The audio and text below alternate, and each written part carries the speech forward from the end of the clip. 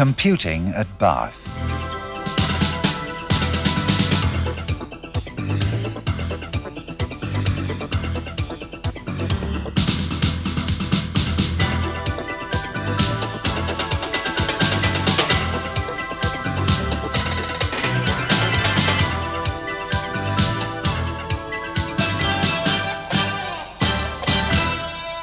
What are the computing facilities for students like here? Actually, they're pretty good, really. They got Suns and these nice PCs around here, so yeah, pretty good. The computing facility for students here have an enormous potential to find out whatever you want anywhere in the world.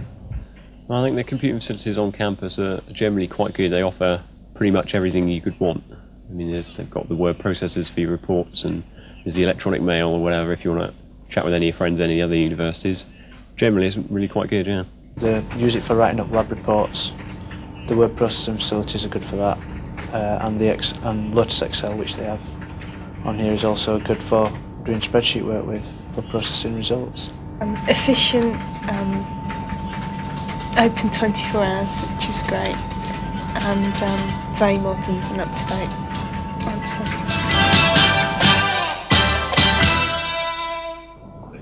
The new Learning Centre in the library is one place where you can go if you need to use a computer.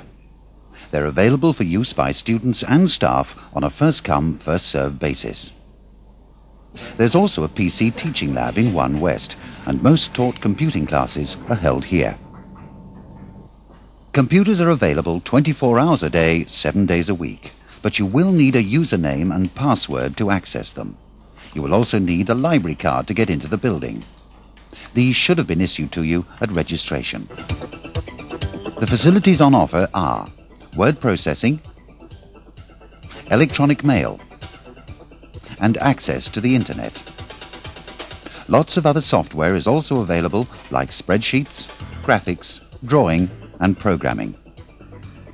In this video, we are going to explain the structure of the University Computing Service and give an introduction as to how to use it.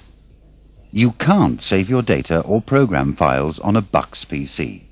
These files are all stored on the campus file server, Mungo, which is in the Bucs Computer Centre on the other side of campus. Bucs stands for Bath University Computing Service and is a central service unit for all staff and students, but more about that later. Files are transferred between Bucs PCs and the campus file server by fibre optic cable. This is Mungo. It has a storage capacity of more than 200 gigabytes. Over 1 million files are stored here for over 7,000 users. Students have access to 12 megabytes of file space each for personal use, about the same as 8 floppy disks. Altogether, there are approximately 7,000 academic staff and students working on campus, and around 2,700 computers attached to the network. So a computer network map of the campus looks like this. This is known as a LAN, or local area network.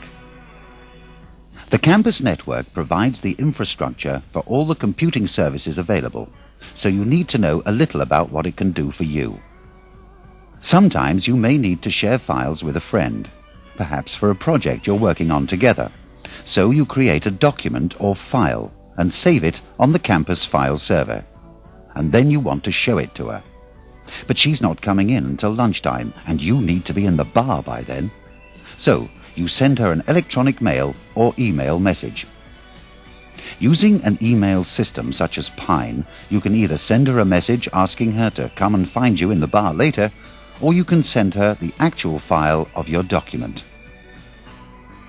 Email is useful and fun, and can be used to contact friends at other universities. But please, don't waste everyone's time sending silly messages. These just clog up the system and annoy people. When you're using Pine, you're going through the campus mail server, which handles more than 1,000 mail messages every day.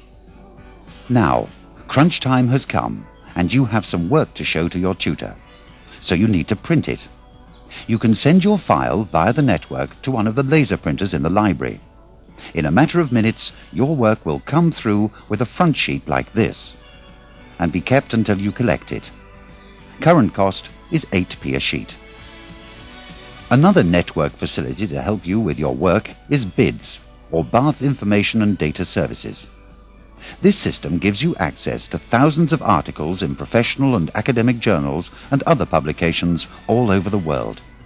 Again, you need a special password to access BIDS, which will be issued to you by your school or the library.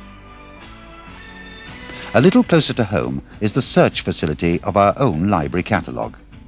Via the network, you can search the catalogue for books and publications under title, author or subject. More information on how to access BIDS and the library catalogue can be found in the library or Bucs. So, to recap, you can use the network to save all your files on the campus file server, email your friends or tutor on campus, send your files to print, or even search the library or other bibliographic indexes for information on books and publications. But that's not all. You've all heard of the information superhighway. Well, at Bath, we're very much part of that worldwide communication system.